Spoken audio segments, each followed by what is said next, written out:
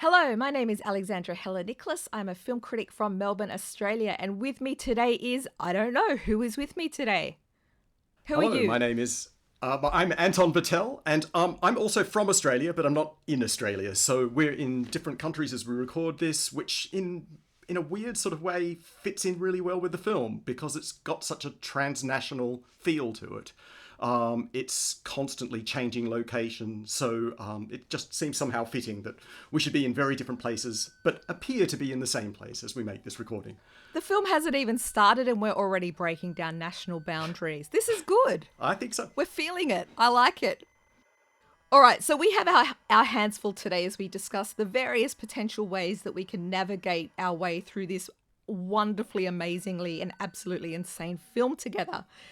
I guess it feels like a good place to start with this idea of navigation, because as we've just said, concepts like space and time, these are all up for grabs. We're really, in a kind of playfully experimental zone with this stuff. So I guess the broader question or the broader framework that we will be approaching this commentary with is what are the ways that we can think about this film? Stating the obvious, it's pretty bloody slippery, and I think that that's one of the reasons why both of us are so attracted to it. In many ways, it's an unsolvable riddle, which presents a curious challenge, I guess, in terms of the practical act of trying to provide a kind of coherent commentary. For me personally, I really like that you can just take this as a kind of wild, crazy midnight movie experience. But especially when you start reading up about the director and his giant, powerful brain, you understand and you start to realize that there's so much more going on here. And I love that there's a kind of democracy that you can take one of these approaches or the other. And I think we'll be zooming back and forth between both of these. Before we get started, I think from the outset, it's worth spelling out just in terms of the pure plot, what's actually going on in this movie, because it does get quite complex and crazy and fun. So this is the synopsis from the Kickstarter account that they had for this film. I'm going to read this out. Quote, "It's 2035 and Talon, now a megalopolis, is managed by a ubiquitous computer program called Psychobook. Undercover agents Gargano and his boss Palmer Eldritch are tasked with protecting Psychobook from any and all threats. When a dangerous virus called Soviet Union is detected within Psychobook, the agents are assigned the mission to destroy it. During the mission, when accidentally inhaling a strange gas-emitting substance, Gargano becomes trapped in Beta Ethiopia, a parallel reality where he is considered the true heir to the throne. As he tackles the challenge of becoming the new emperor, a battle breaks out in Beta Ethiopia between the Prime Minister, a firm supporter of the state apparatus and Psychobook, and Reverend Roy, a sect leader who promotes the free use of the substance for truth-seeking and liberation purposes. When Gargano befriends Roy Mascaroni, a Jesus Christ-like figure, he will learn how to use the substance to travel within realities, knowledge that will finally lead Gargano to the ultimate truth. So spoiler, yes, Jesus does in fact quite literally show us the way to the highway at the end of this film. But of course you know that because you've seen it, otherwise you wouldn't be listening to the commentary. But basically what happens before that is totally up for debate, and that's why we're here. That's why we're here to help you. Now let's maybe start, Ant, by going back to that amazing opening title sequence that I just talked all the way through. Yeah, I mean, it completely sets the scene for the film. It's in beautiful 8-bit pixelation, so it's very lo-fi. It looks like a game that's being uploaded to a computer in the 80s, and really that introduces the entire feel of the film. The film has retro aesthetics running all the way through it. And also, it's a film that uses the kind of language of video games, and especially quite early generation video games, as part of its structure. But one of the things I really like about the opening credit sequence is the way that it breaks down this kind of barrier between the real world that we occupy as viewers of the film and the artificial world within the film. Because you see what is a formal title page, even though it has images of all the characters that will be prominent in the film, and also makes pizza really prominent because pizza is going to be a recurring motif. I But love pizza. I do too. And in fact, there's something, as soon as pizza gets mentioned or seen, immediately any sane viewer is going to light up because we all love pizza. But at the same time, shortly after that title sequence, the title appears within the film as something which a character is looking at on a computer screen in front of him. The commandant, Rebane, is looking at. And if you look carefully at the next page that appears, you can actually read a film by Miguel Ianzo, which that character in the film is able to read. So there's this weird confusion of the outside real world and the interior fictive world. And in a sense, that confusion is the theme of the film. How you, as you said, how you navigate your way from multiple layered fictive worlds to something like the truth or reality. Absolutely. I mean, it's talking about destabilizing borders, and I think that that's precisely what lies at the heart of this film, both aesthetically, but also thematically as well. I love those titles. They were designed by a guy called Javier Chilon, I believe. I'm so sorry if I've mispronounced his name. He did the titles for an amazing 2018 film called Letters to Paul Morrissey. But I know his work from Theo Kort's White on White, which won Best Director of the Horizons program at the 2019 Venice Film Festival, which is just the most gorgeous film. There's no way I would have clicked that these titles were done by the same guy. He just does a beautiful job, I think, with those little 8-bit cuteness of the credits for this. We have obviously much more to talk about in terms of games and tech in this film, but should we start with how we both discovered Ianzo's work? Let's talk a little bit about his previous feature film, Crumbs. Yeah, absolutely. Crumbs was, in fact, before he made Crumbs, he'd made a whole series of short films, and you can really see that right from his very first short, there are certain themes and motifs that recur throughout his work. He's Spanish, we should say, although many of his films are set in Ethiopia.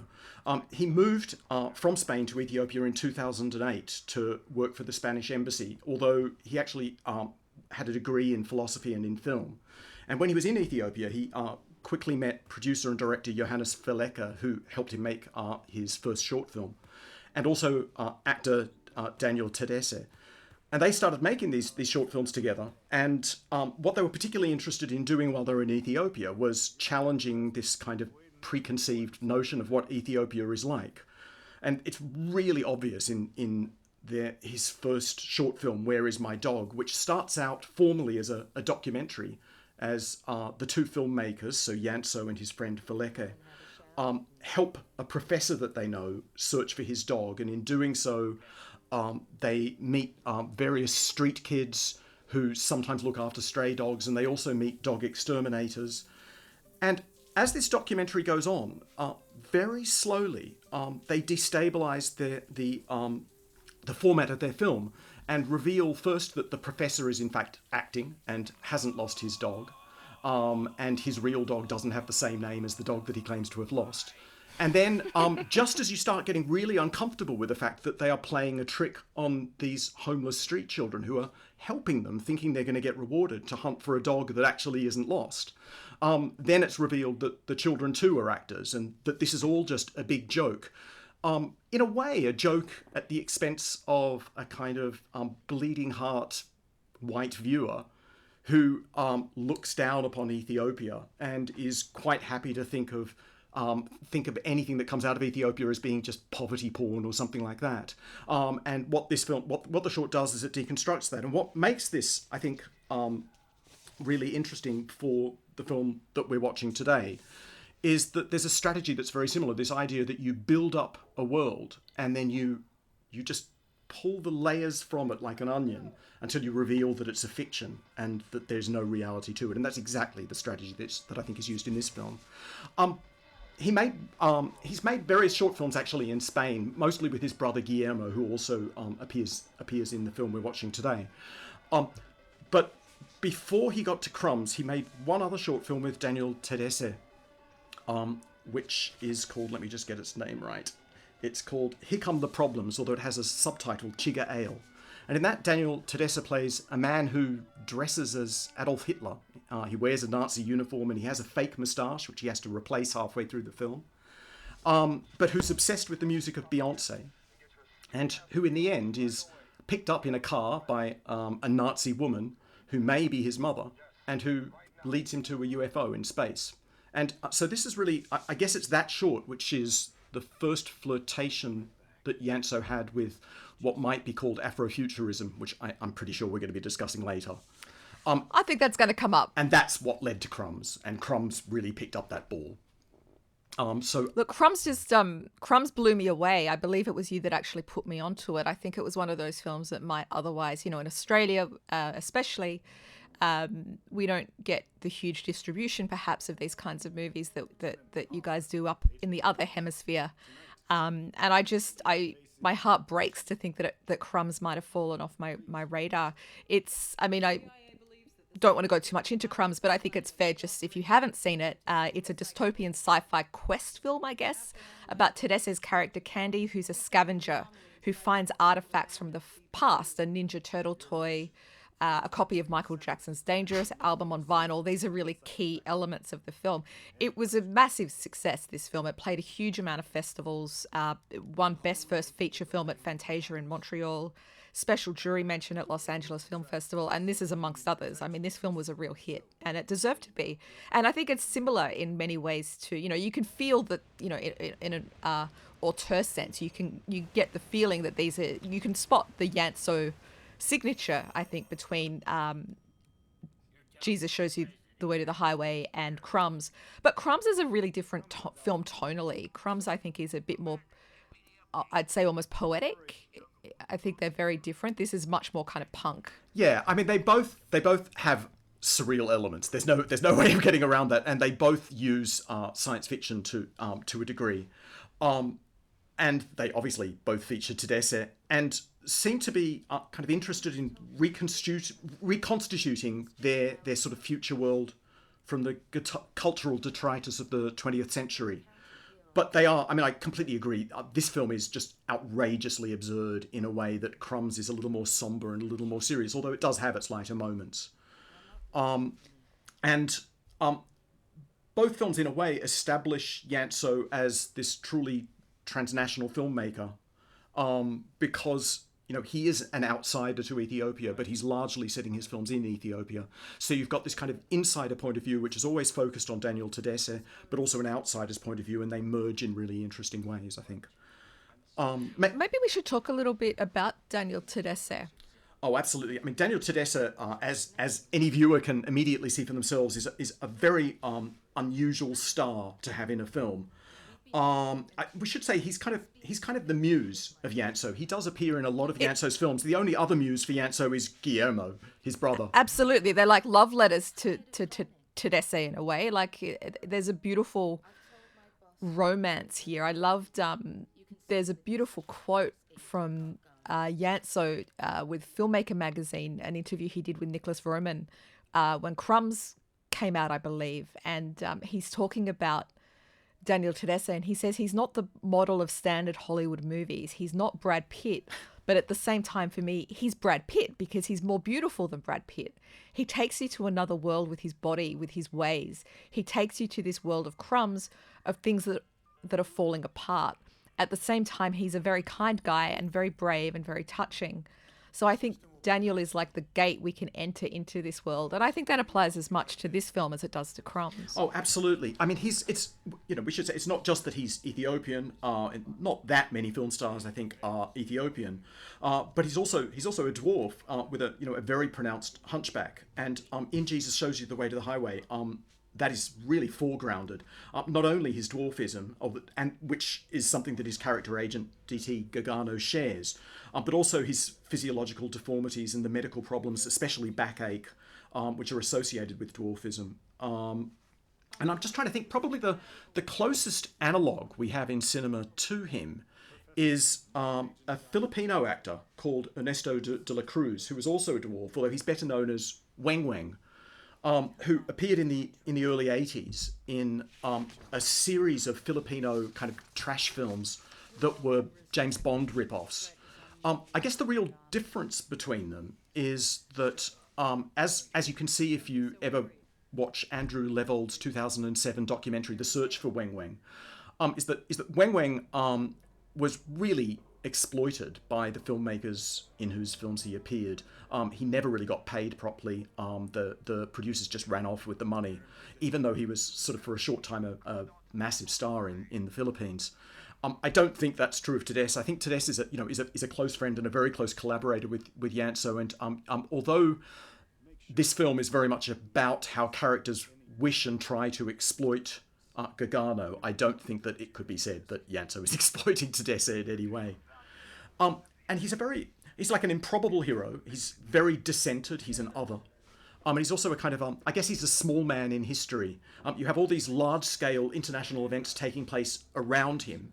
But he's always centered but small.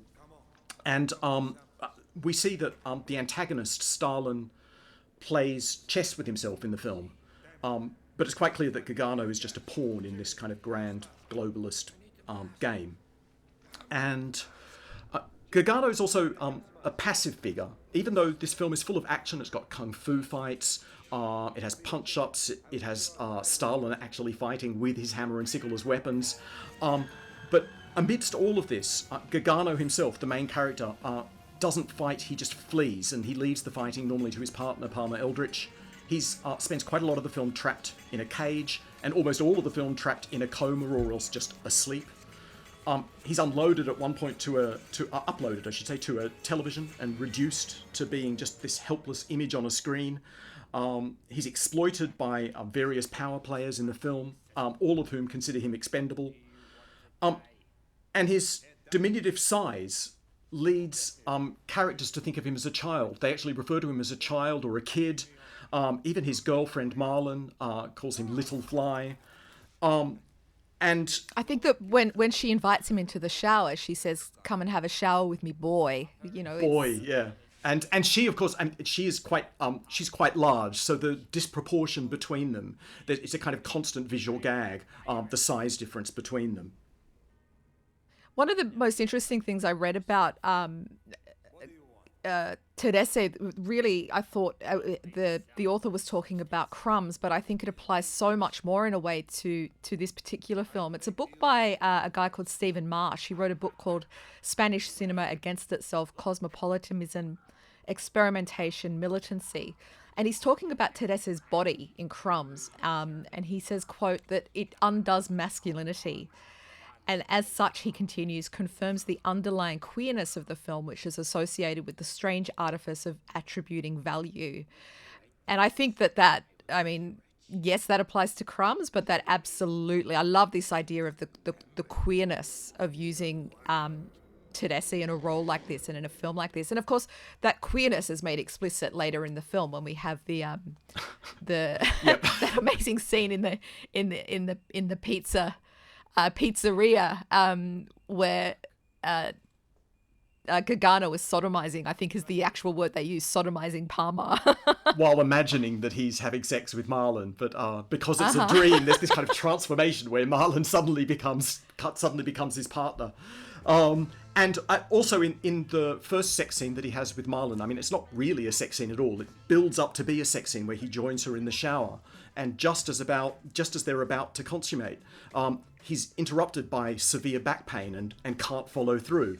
Then there's this idea, as you say, that his size and his appearance somehow emasculate him and render him impotent. And so he's a strange kind of, he's a romantic figure, and this film belongs to many genres, but one of those genres is a romance. This is about him pursuing the love of his life. But he never really actually seems to have sex with her because he's incapable. And in the one scene where he does, as you said, it turns out that he's not having sex with her at all, but with a man. Excuse me. You must leave right now. I just want to give a quick, speaking of queerness, I really want to give a shout out here to Captain Lagucci, played by Renee Kirster, who's an Estonian drag queen and choreographer. Probably one of my favorite characters in this film. He's a really extraordinary figure. He started teaching dance when he was 15, heavily involved in the Pro Dance Studio, founded one of Estonia's main street dance companies. He's a really, really central figure, I think, not just in this film, but in the Estonian drag scene. I love Captain Lagucci. We'll talk about Captain Lagucci soon, perhaps. I love the line that he delivers in this scene. In fact, I should say see. Captain Lagucci is not dancing for you, baby. She's dancing for the universe. And I mean, in a sense, we're all dancing for the universe. It's a beautiful line, and I love that Marlon is in drag there too. You know, she's in a suit and tie. I think that's fabulous. And I love that Marlon, you know, she kind of moonlights as a bouncer in this club, which is not training to be a kickboxer. We have to give a shout out to Gerda Annette Alikas, I believe her surname is. There's nothing online about her. She is not an experienced screen actor, is my understanding. I just adore her in this movie. I fell down a bit of a weird research hole, and the only thing I found, I don't know if this is creepy, so I apologize if it is. The only thing I found on her was an Etsy account. The only thing I can tell you, if this is her, if it is the same Gerda Annette Alikas, she likes jewelry in Twin Peaks. That's all I can give you. I don't know if that's creepy. I love her. I should say quite a lot of the actors in this film are making their first or maybe their second time appearance. Most of the actors really aren't very well known. And it's worth adding that when you watch this film, perhaps you still don't end up knowing very much about them, because if this really needs to be stated, I don't think it does. All their voices are dubbed, and they're dubbed by a small set of English voice actors long after the film was actually shot. And so you're never actually hearing any of these characters. You're hearing someone else's voice. And in fact, those voice actors, because there are only 6 voice actors, are sharing multiple roles between one another. And so I think it's fair to say that we've not seen Gerda Annette Alikas before, and we still don't know what she sounds like because she's not been recorded in this film. And she sounds like my queen. She sounds like my queen. I stand by it. I love her. I think these 2 characters that have just turned up, I also really like the two patriots. They refer to themselves as patriots, and I think that implies that they're veterans who helped remove the Italian occupiers from Ethiopia during the Second World War. So they would have been fighting a long time ago. And they're kind of classic non-player characters from a game, because their lines are often very repetitive. They say things in a kind of loop. They'll say a line and then they'll say the same line in a slightly different order. And I like them partly because of the way that they represent a model of resistance. In a film where often characters like Gargano seem helpless, they're constantly subjected to the kind of tide of events. But those 2 patriots show that no matter how frail and elderly you might be, no matter how helpless you might seem, you can always take a stand and call power out, because whenever Batfro appears, whether he's on the screen as he is now, or whether he's actually in person in front of them, they resist him and they call him out, and they're not scared of what he's going to do to them in any way. And I think ultimately, to a degree, Gargano resists. Gargano doesn't always do what he's told to do, and in the end is chasing his own dream, not the dream that others are imposing on him.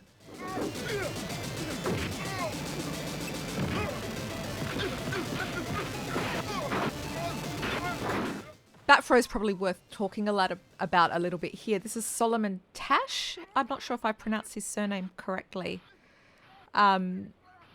He's amazing. I love the pixelated Batman logo. Like, it's clearly the Adam West era Batman costume, but it's almost like a literal manifestation of the Naomi Klein logo that we never actually get to see the Batman logo. I really love that. And what's really strange about the Batman figure in this film is that you have different layers of his character as well. I mean, the first time we see Batfro is in a TV program that is called Soviet Propaganda, that's being watched by Gargano. That's sometime earlier than this sequence. And then we see Batfro again on TV in this sequence, where he's the president of Ethiopia and he's a dictator. And later, we'll see the actual 1966 Adam West Batman also on TV.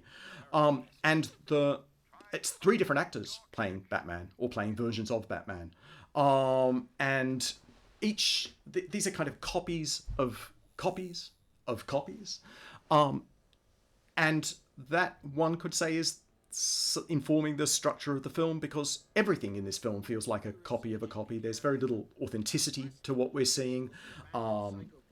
Obviously, the character Gargano, in the scenes when he's in Ethiopia, we're not watching Gargano. We're not even watching Gargano's avatar. We're watching a copy of Gargano's sleeping avatar that's been uploaded into this artificial world. So he really is quite literally a copy of a copy of a copy.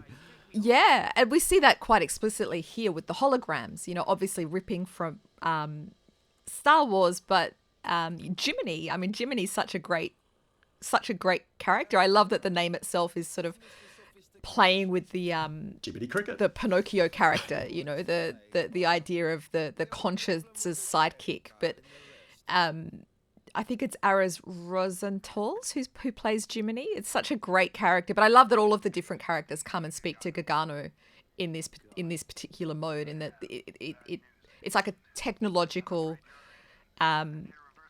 way of denoting absence. There's an absence presence that feeds both into questions around the original and the copy, but also about the kind of dangers or fraudulence of technology as well, that I think are really at the core of this film too. And I really like the way that when Jiminy transmits someone else's message, the way that's visualized is he literally just turns into them. He turns into a version of them, which is another way of conveying the kind of fluidity of identity that we see with a number of the characters in this film in different ways.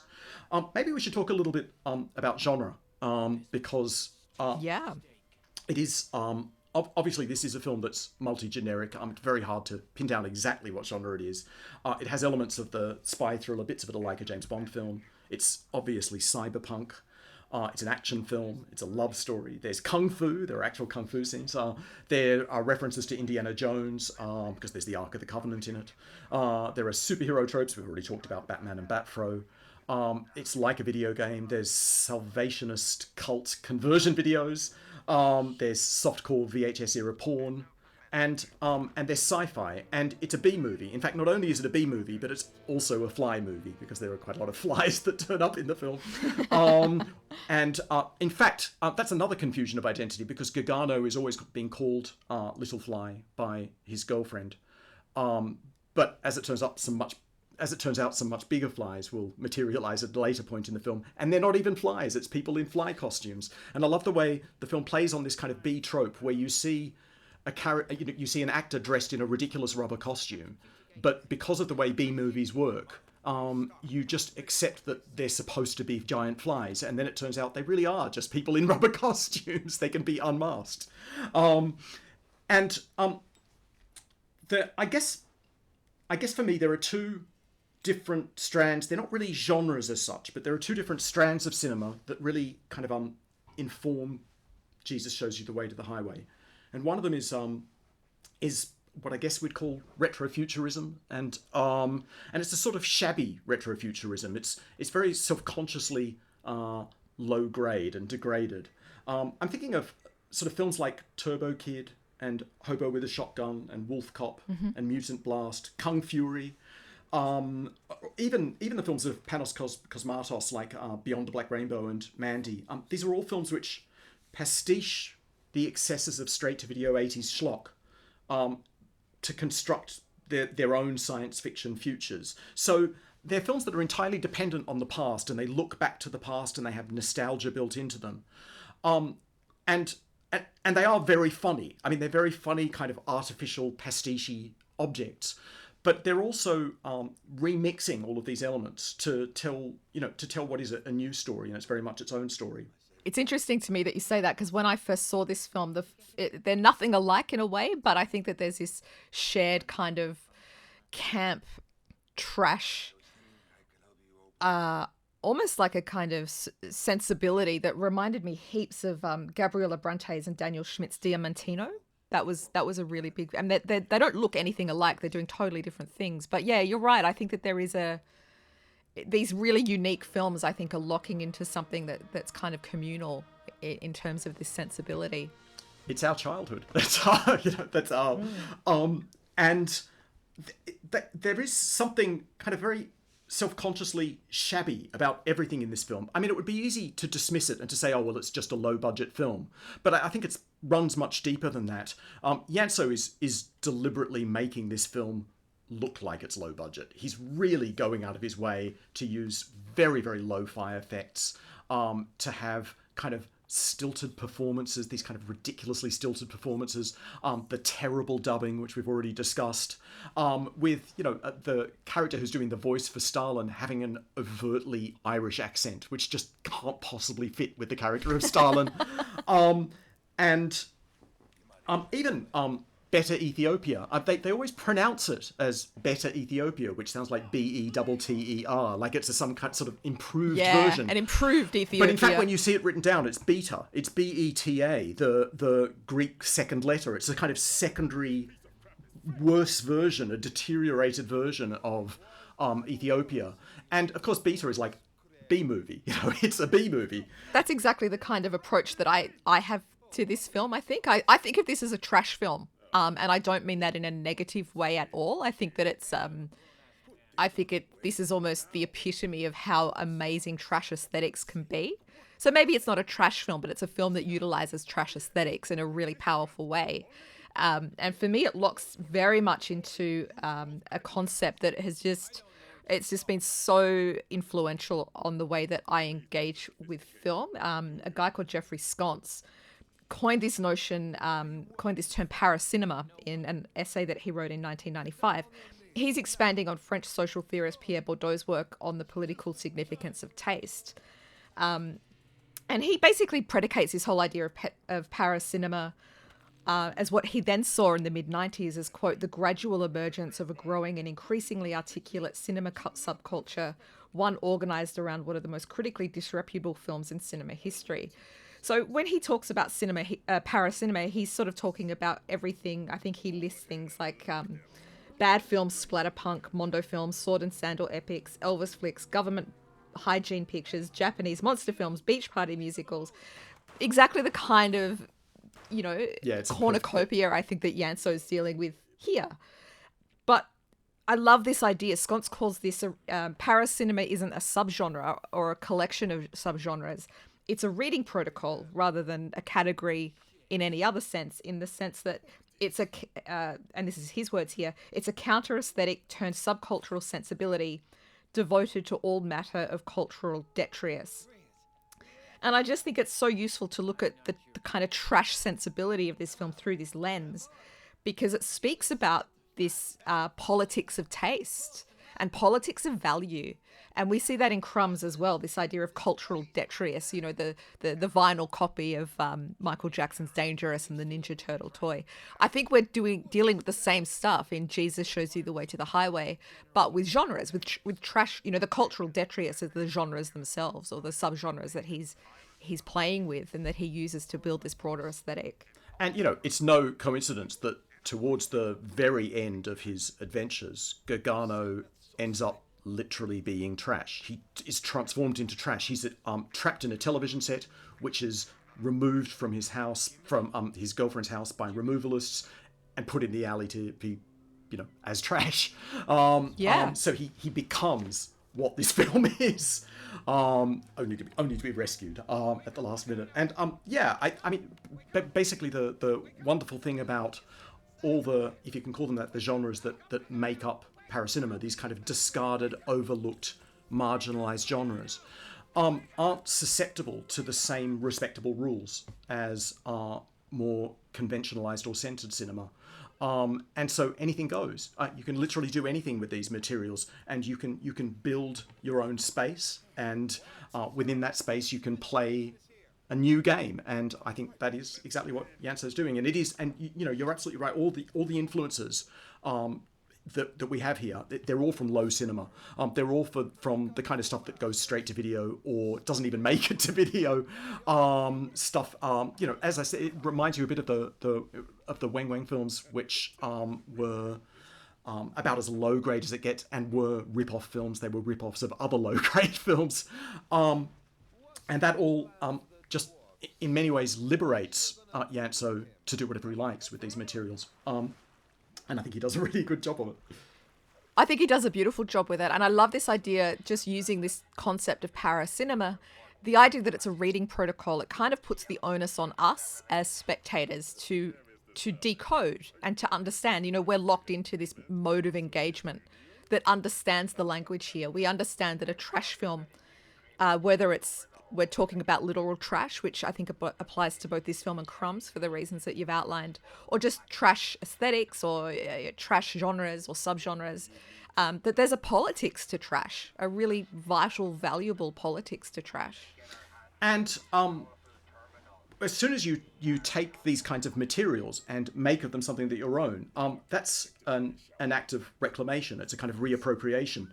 And it's plundering back motifs and tropes, which largely, not exclusively, but largely come from the dominant American culture, but also travestying that culture. And you know, when you have this kind of world that Yantso has constructed of masks and copies, Gargano is on a kind of quest for origins. He's in many ways he's like Stalin in the film. He's looking for the source code. He wants to go back to the start, to something that's real and to find the truth. And that's something from which he's become separated and fragmented. And I think that is where the film does become political because of the Ethiopian setting. And that's really how the film, you could argue, becomes an Afrofuturist film, because it is about a culture that has been raped and colonized and destroyed and infiltrated, not just by actual forces, but also by cultural forces. And what this film is trying to do is to say, well, we're going to steal your language back and do something of our own with it. And that is a very political thing to do. Yeah, look, I think this question of Afrofuturism is one that we've possibly been skirting around a little bit here. It's heavy stuff. I mean, you know, I'm pretty white. You're pretty white. Yep. Yantso's Spanish.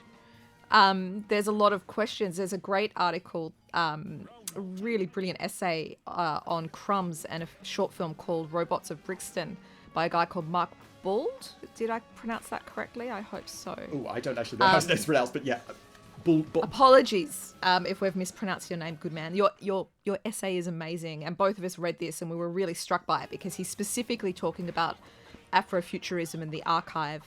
And he does talk about this question of appropriation, because Afrofuturism is a specifically African-American cultural phenomenon. That's how he phrases it. And he, I guess, uses that as a starting place to start thinking through how these two films pertain to Crumbs and Robots of Brixton. How, you know, Robots of Brixton was made by a black filmmaker from the UK. So neither of them really fit into this African-American context that where Afrofuturism really came from. Ingrid Lafleur is a really interesting figure, I think, when we talk about Afrofuturism. She's a curator. She calls herself a pleasure activist, which I just think is an extraordinary combination of words. And she's an Afrofuturist. She founded the Afrofuturist Strategies Institute, which, quote, implements Afrofuturist foresight and approaches to empower black bodies and oppressed communities. She gave a really amazing TED Talk in 2011 in New York, where she said, quote, I generally define Afrofuturism as a way of imagining possible futures through a black cultural lens.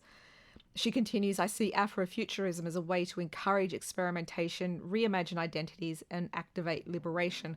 I think that's all locking into what we're seeing both here and in Crumbs. And Yantso himself has talked explicitly about Afrofuturism. There's a great interview that he did with Finland Today, where he says, quote, I'm not from Africa, but for me, Afrofuturism means that you try to think the world we are living in by reflecting on the situation in Africa. That was where I was living, and I think that science fiction is just an exaggeration of things that are happening in the real world, and by exaggerating them, these things get more highlighted. He continues, Afrofuturism is just a label to say that I was living in Ethiopia and I was reading a lot of science fiction, and I was living in a kind of science fiction situation with a very high contrast in the city of Addis Ababa, where you can find people that live in an almost medieval kind of structure, and at the same time they have the latest iPhones. all of this contrast made me think, together with the books of Philip K. Dick and Kurt Vonnegut, about how the world is functioning. I think it's worth actually just articulating precisely how he views himself engaging with Afrofuturism in that sense. And I love the way that, his films are often labelled Afrofuturist, and it's quite clear that Yanso embraces the term, as you've just demonstrated with that quote. And yet, in this film, Palmer Eldritch declares the future. Who cares about the future? Although I do think that Gargano does have plans for the future, and wants a future with Marlon.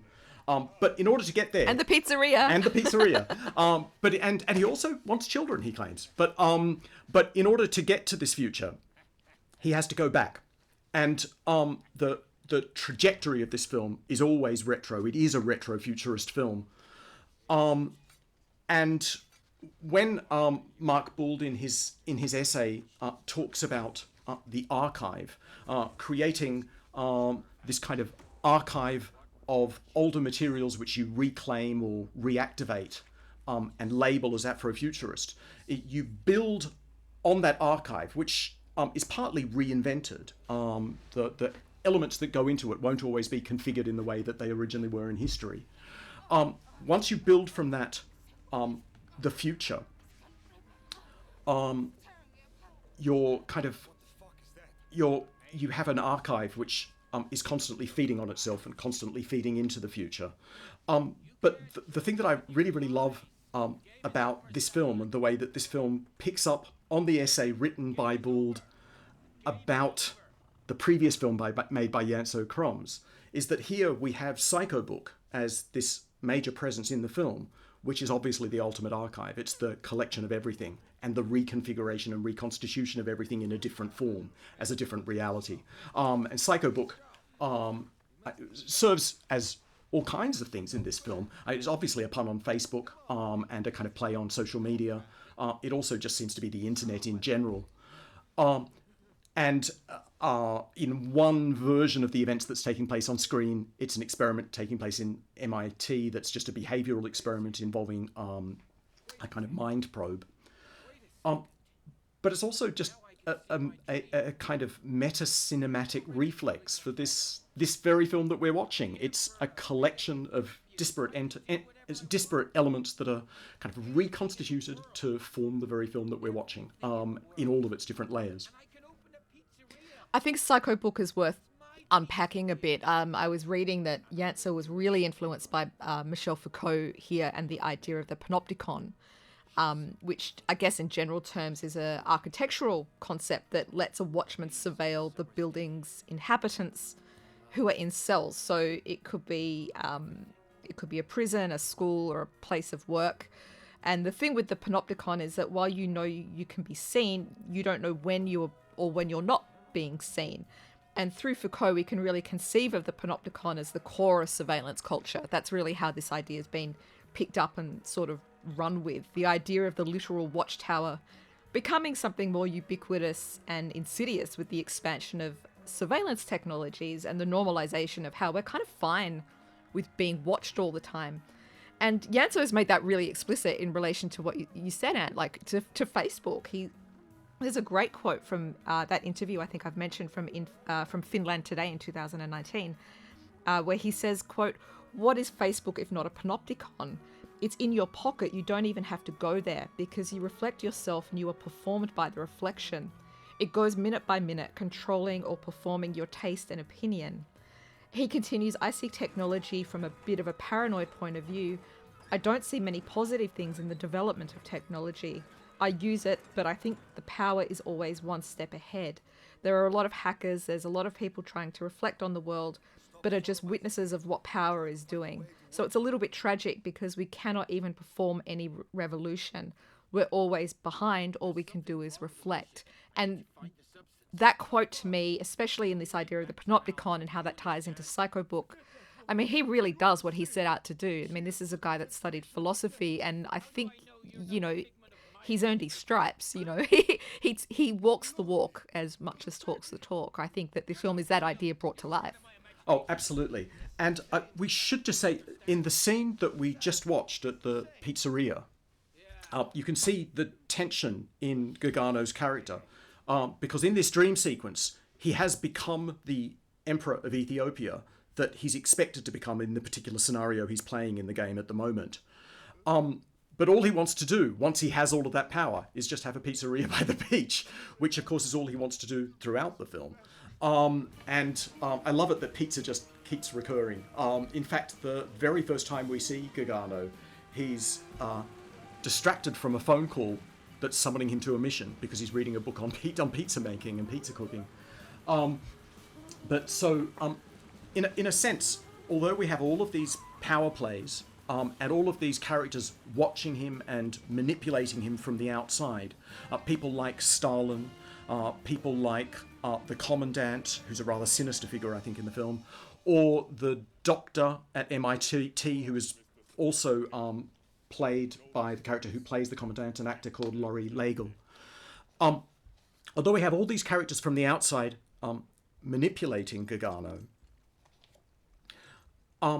at the same time, he finds a way of ignoring this grand historical sweep that's taking place around him in which he's a pawn, and just becoming emperor of his own little world. He's the little prince of the pizzeria, and nothing else really matters. And I mean, I think that's what makes him such an empowering figure, because the kind of lowly status which Gargano has in this film, the fact that everyone looks down on him, I mean, they literally look down on him, but also that he's constantly disempowered, makes him someone that we can all identify with, because we all feel like that at times, and yet, in his way, he finds or persuades himself that he's found his own little domain by the end of the film, and it's where he can be king. But it is a little domain, and I really love that about the film as its sort of message. Even though it's a very it's a message that comes with a kind of double edge to it, I think. But well, that's the whole point, I think, is that the goals for the couple were always the kickboxing academy and the pizzeria. They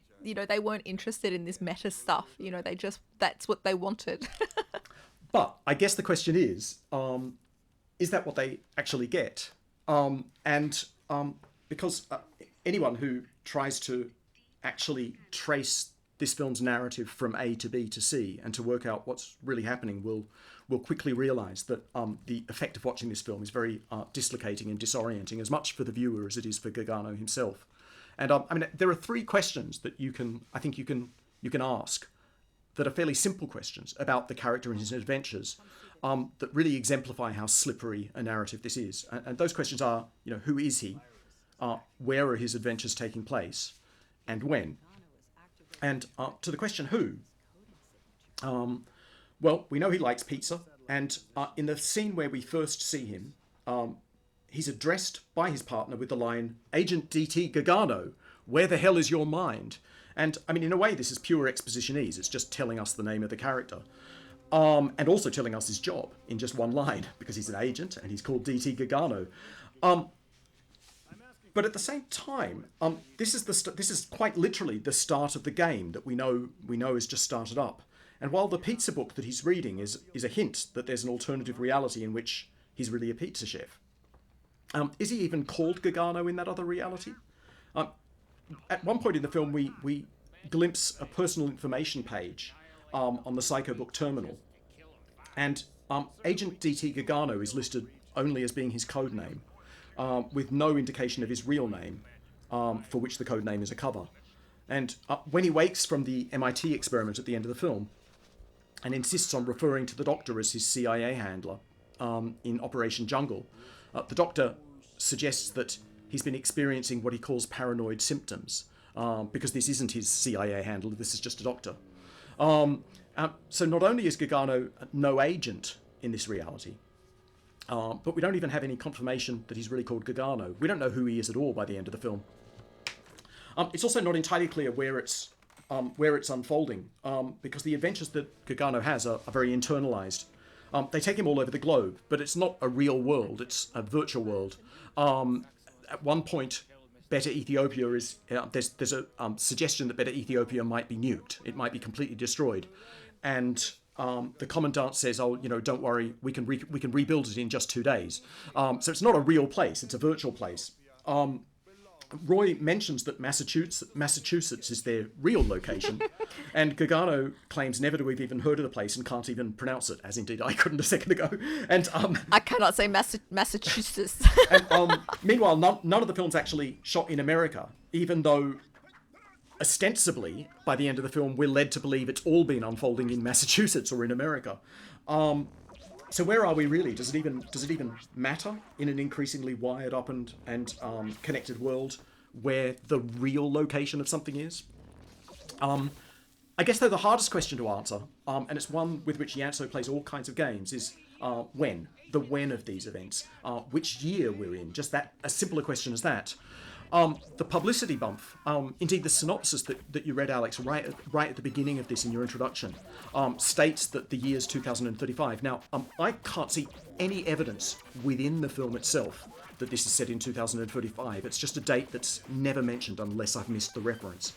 It's not mentioned in a voiceover, it's not mentioned in text. But the date that we do see is 2043. There's a projected ad for the new Chevrolet. It's seen projected over the Tallinn kind of towerscape, and next to that you can see the date 2043. But all the equipment in the CIA's supposedly state-of-the-art offices is from the 80s. You know, it's all 80s tech. It's first generation Apple Macintosh 128Ks with their built-in floppy disk drives that are, you know, no longer even exist. Did you know that, or did you have to research that? Because that's really nerdy. I'm really impressed. This is terrible, but I'm so old. I remember when they came out. So I remember looking at them covetously when they were first released. I did have to remind myself what the date of release was, but and just that they're still using floppy disks. Which, I mean, when was the last time anyone saw a floppy disk? And I didn't mean to tech shame you. And in fact, I think Alex, you've got something to say about that. You know, there are these pre-digital computer banks that we see with all the valves and switches, but actually the real location where that was shot is really interesting.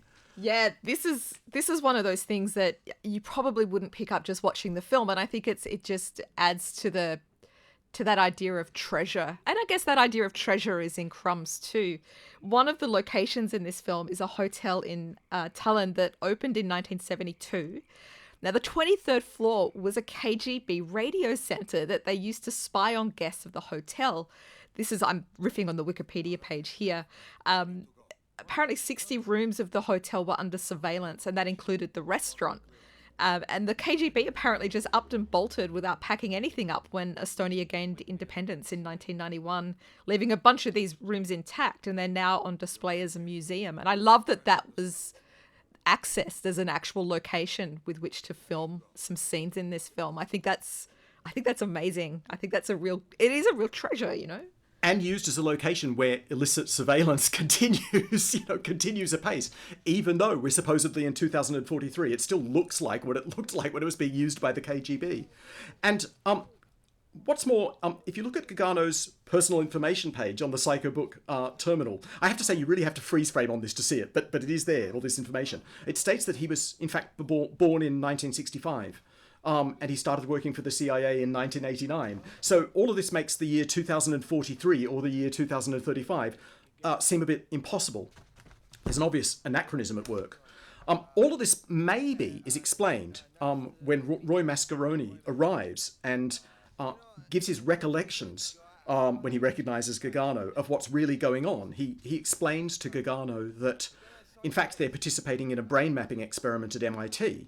And then he insists repeatedly that they're asleep at MIT in the year 1997. So we have this new year, 1997. Now, this would certainly explain why the future envisaged in everything that we've been seeing actually looks like pre-1997 tech. It would have to look like pre-1997 tech.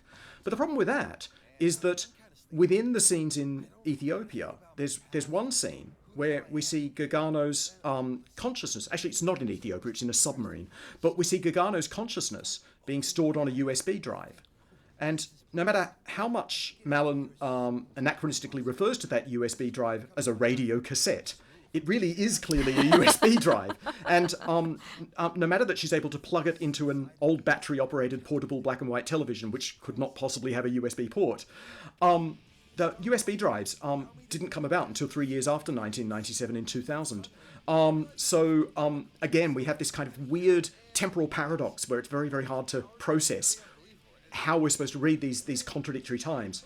And in the film's final sequence, as Roy or Jesus shows Gargano and Marlon the way to the highway, where supposedly we're in the year 1997, we're back at MIT,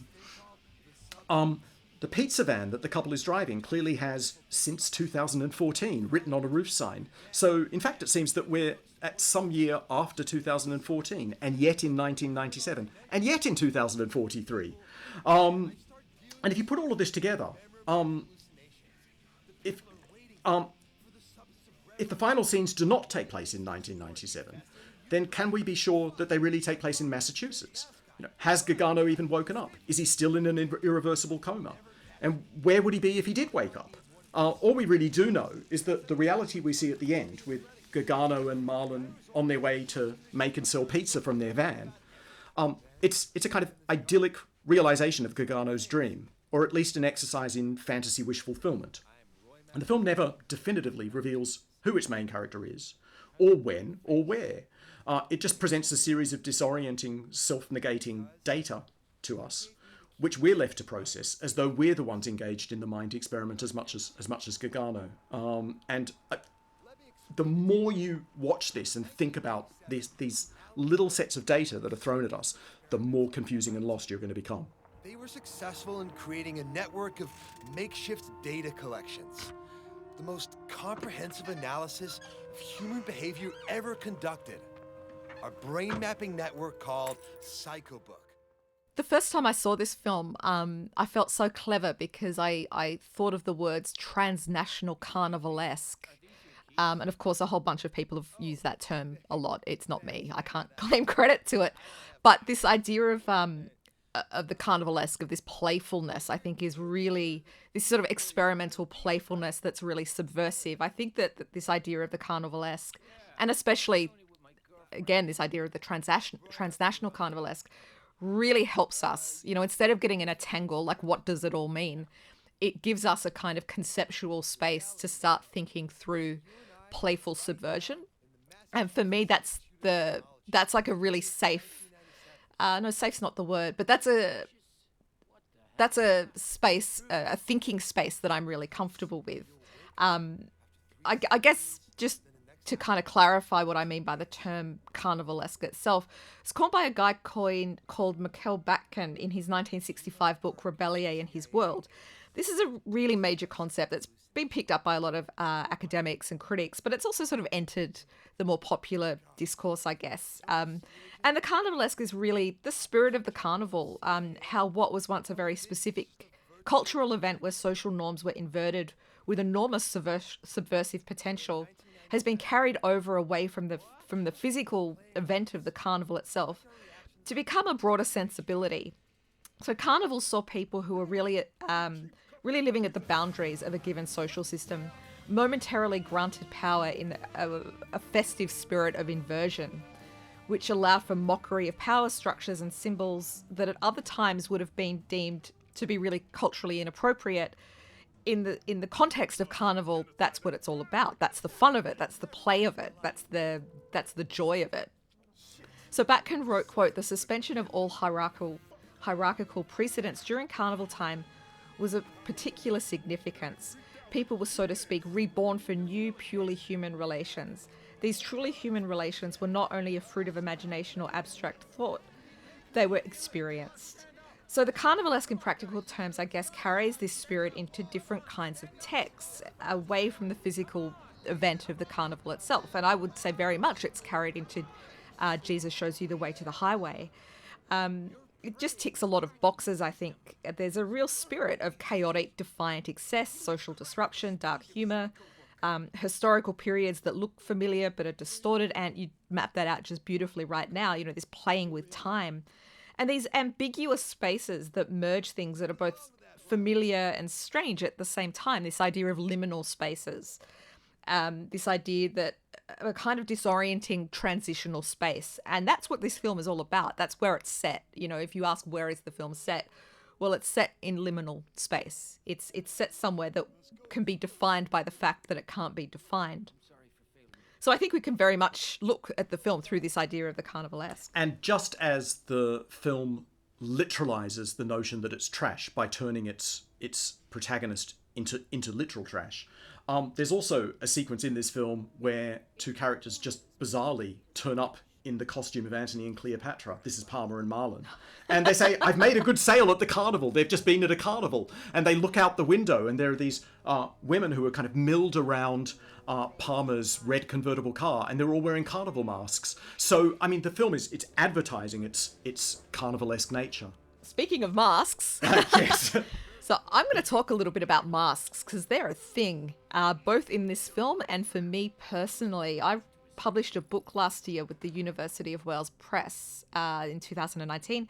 The book was called Masks in Horror Cinema, Eyes Without Faces. Now, clearly we're not talking about horror films specifically here, but I was really using horror as a way to demonstrate the very, very long history of masks as a kind of cultural device or an artifact that spans different historical moments and a range of different cultures that really reveals the endurance of what I think of as the shamanic imagination, which I defined as a kind of cultural sensibility which pertains to how we broadly comprehend the power of the mask, you know, beyond any kind of traditional anthropological definition of shamanism, to looking at it as something that masks are almost a machine that allow you to move through liminal space. So that's what I mean by the shamanic imagination and how masks link into that. So yeah, masks are pretty big in this film, and they the way that Yantso uses them really locks in, I think, to a lot of my ideas on masks more broadly. I guess it sounds like I'm going off topic a little bit here, but masks themselves for me are a kind of transhistorical analog machine. I think that they're a technology of transformation, and I've written a lot about this, but masks as technology are always linked to power, and that's exactly what they're doing here. We see it play out quite explicitly, not just in the politicians' masks, but, you know, the VR goggles themselves, I think, function in a same way. You know, they're power devices. They're technologies of transformation. And obviously, we're talking about political identities quite specifically here. I think that there's a lot going on with this idea of masquerade and politics and deception. And the political potency of masks and face covering. We could step out of horror films or Jesus Shows You the Way to the Highway. We only need to look at things like Pussy Riot or the Burqa ban or the V for Vendetta mask being appropriated by Anonymous, or even, you know, during the COVID-19 pandemic, that wearing a surgical mask, wearing a face mask is now a political act. You know, in some countries, whether you wear one or whether you don't wear one is an explicit political allegiance. So there's a politics to masks that I think that this film makes extremely explicit. Yeah, absolutely. The virus Stalin is also the president of the United States in this film, and various other figures of power and influence. In one scene, we see him drawing from a selection of masks that are laid out on the table in the submarine in front of him. Those masks include Bush Sr., Reagan, the Ayatollah Khomeini, Lenin, Mugabe, Pinochet, and even Tom Cruise. And while the first of his agents bizarrely wears a mask of the Italian singer-actor-director Adriano Celentano, I have no idea why that reference is in there. The game that the virus plays is against himself.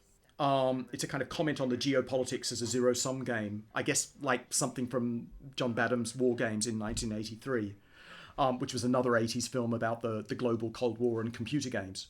But Gargano himself removes his Richard Pryor mask as soon as he arrives in Beta Ethiopia, and he never puts it back on.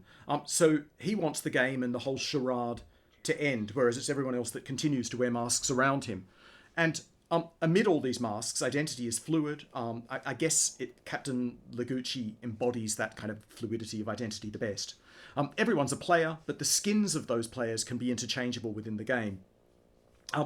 It's worth noting that this masquerade and the interchangeability of personae extends beyond the narrative and into the world of the film's production. Oh, I should add that one of the main characters, Roy Mascarone, his name has the word mask in it. It's a really, really kind of obvious reference.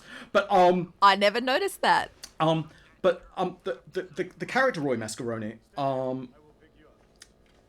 may also masquerade at various times in the film as Jesus, and as the cult leader, the Reverend Roy, and the Californian drug dealer Chico Pinero, and even as a giant fly that shoots lasers from its eyes.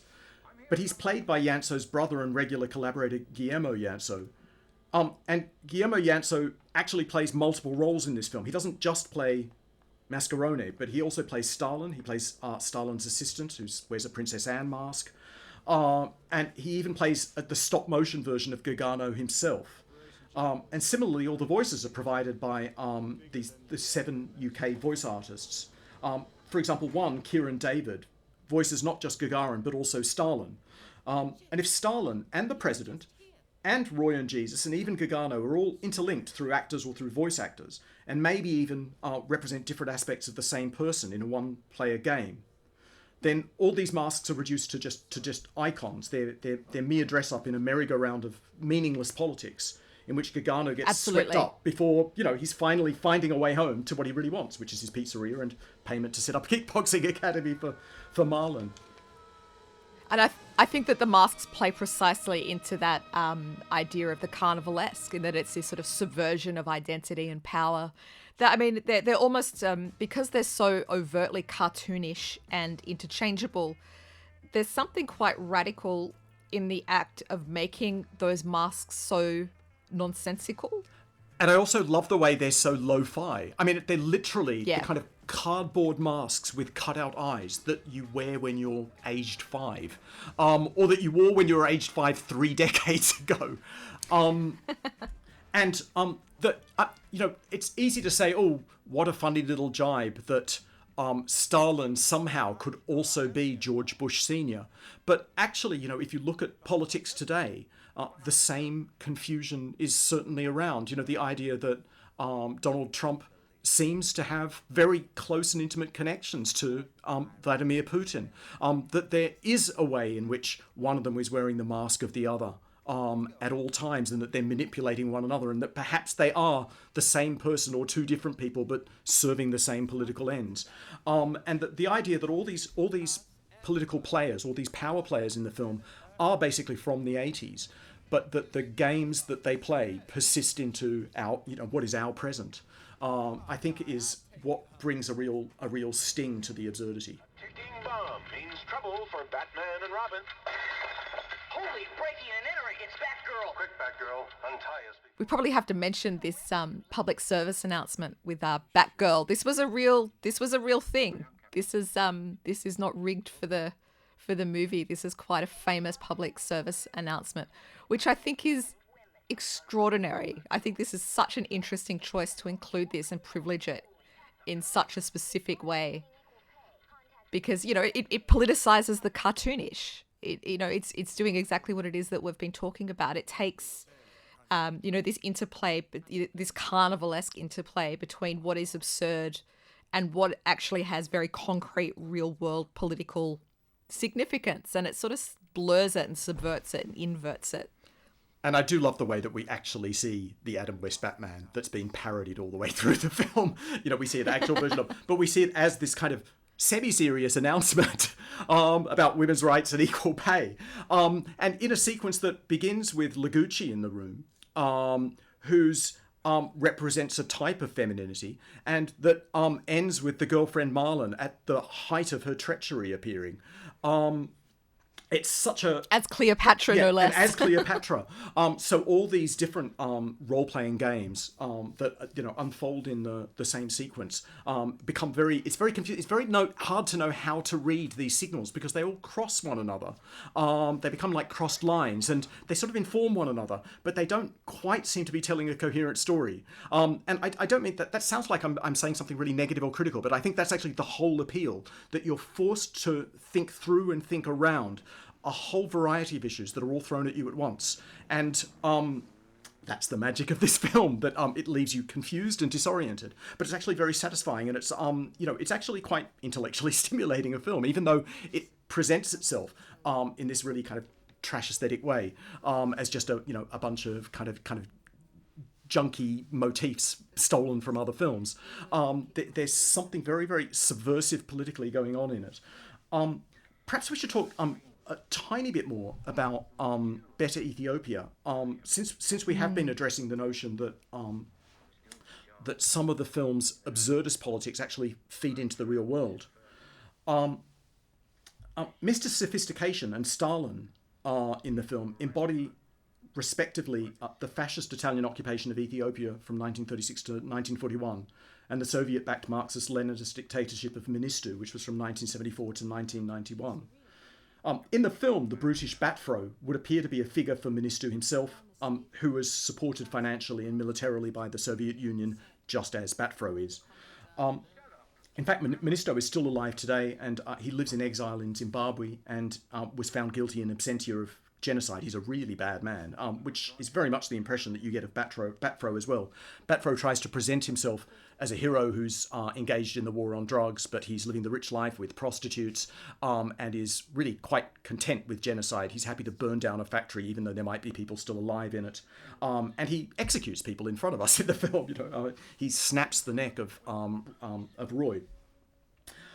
The whole structure of Jesus Shows You the Way to the Highway portrays the past and the future in this kind of cyclical relationship where the faces of the power players may constantly change, but the substance of their political games remains unchanged and keeps repackaging itself, much as the substance with a capital S in the film is repackaged as candy or as canned fish. And on a broader note, the film, like Crumbs, shows an Ethiopia that's been subject to cultural colonization and peppered with the detritus of American pop culture. But in its way, it reappropriates this rubbish to tell its own story. And similarly, if Mr. Sophistication embodies the Italian occupation of Ethiopia, Gargano's now the master chef of Italy's signature dish. So there's this idea of reversal or inversion. It's very much what you were saying, Alex, about the carnivalesque as this opportunity to invert norms. In this retrofuturist topsy-turvy mishmash of imagined reality, colonialism is reversible, and our hero, who's just this little man of history, can beat his opponents at their own game precisely by dreaming up his own reality and ultimately taking directions not from dictators but from a sweet-natured hippie. And although the film is peopled with callous autocrats and power players, there is resistance to be seen in it. I mean, I've already mentioned the two patriots and the way that they call out Batfro. There's also the soldier at the end of the film, who, when he's instructed by Batfro to burn the factory down, just refuses to do so point blank. He just says, nope, not doing that. I think a worse model of behaviour is the commandant, who pretends not to obey the POTUS's instructions to bury Gargano alive, but then does so anyway. I think we should probably talk about this scene. I love the mattress. I love that we were both obsessed with the memory foam mattress. What do they call it? It's viscoelastic mattress, which is the correct technical term. At first I thought that was an invented term, but that really is what these mattresses are called, with memory foam. What would you like to say? I love the fact that we were both into the memory foam mattress. I just think that's such a beautiful, strange little nothing scene that is also everything. And I love that the film is full of those little moments. But memory foam, I don't know about you, but I fell down a Wikipedia hole reading about the history of memory foam. When NASA invented it to make seats more comfortable, whatever.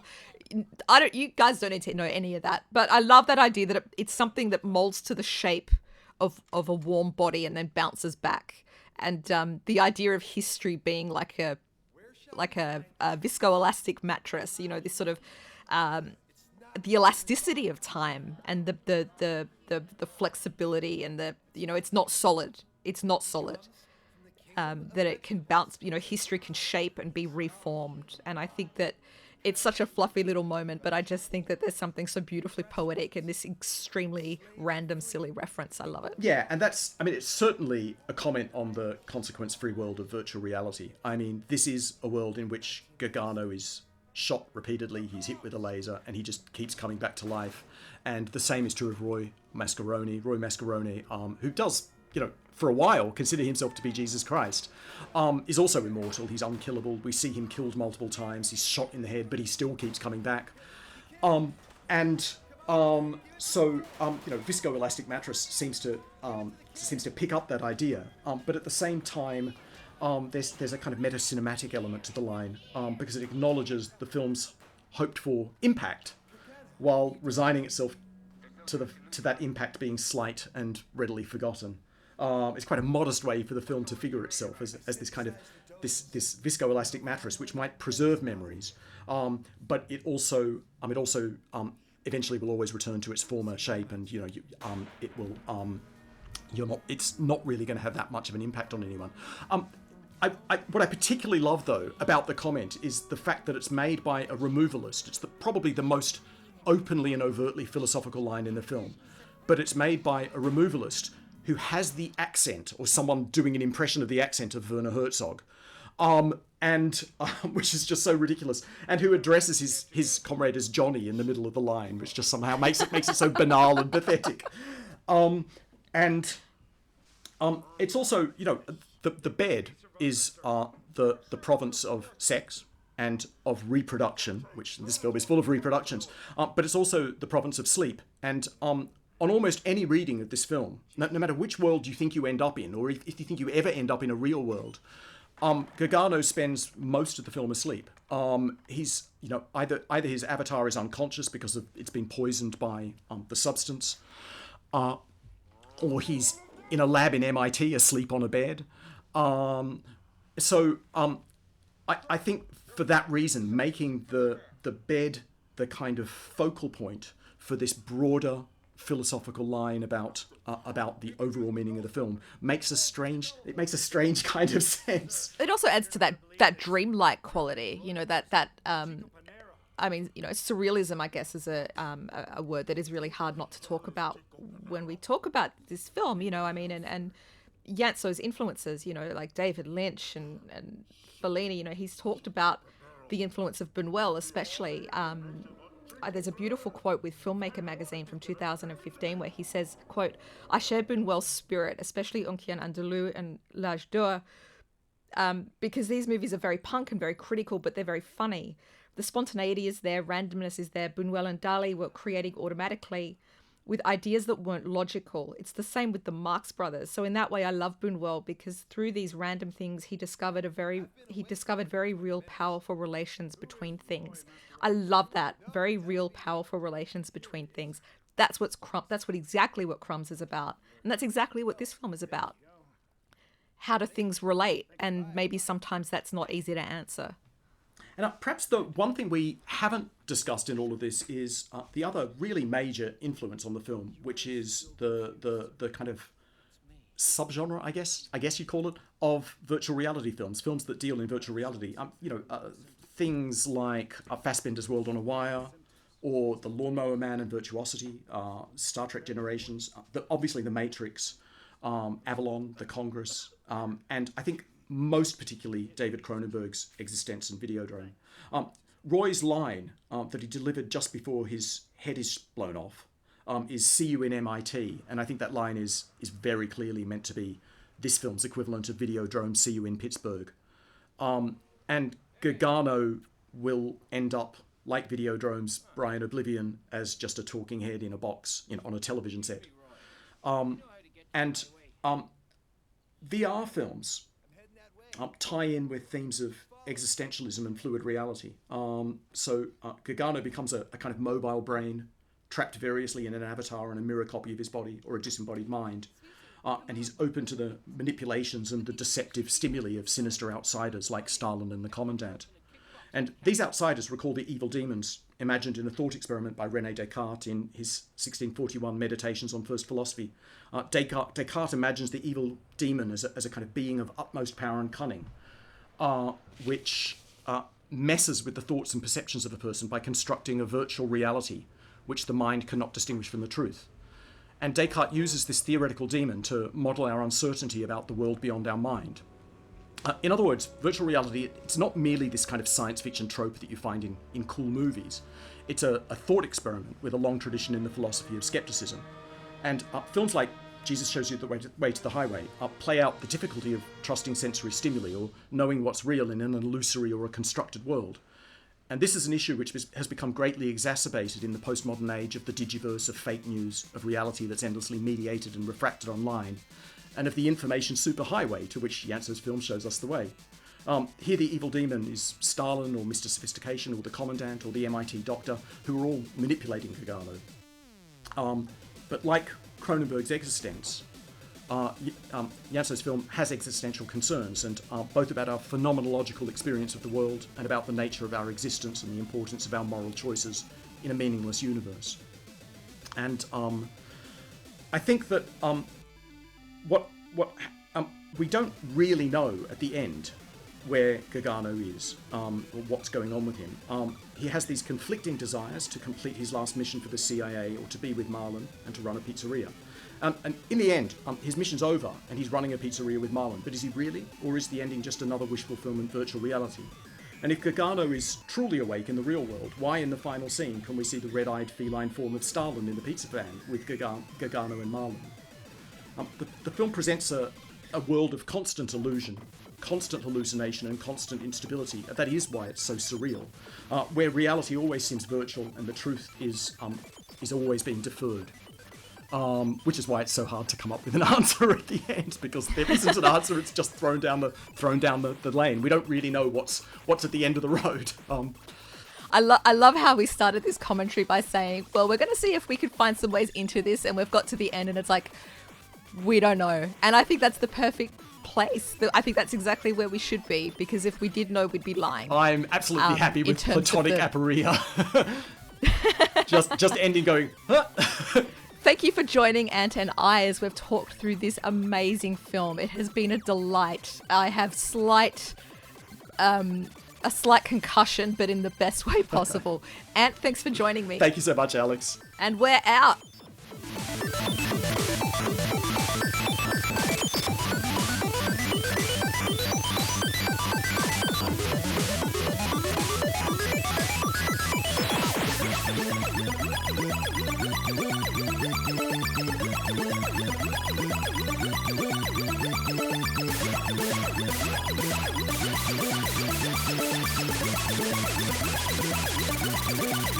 back.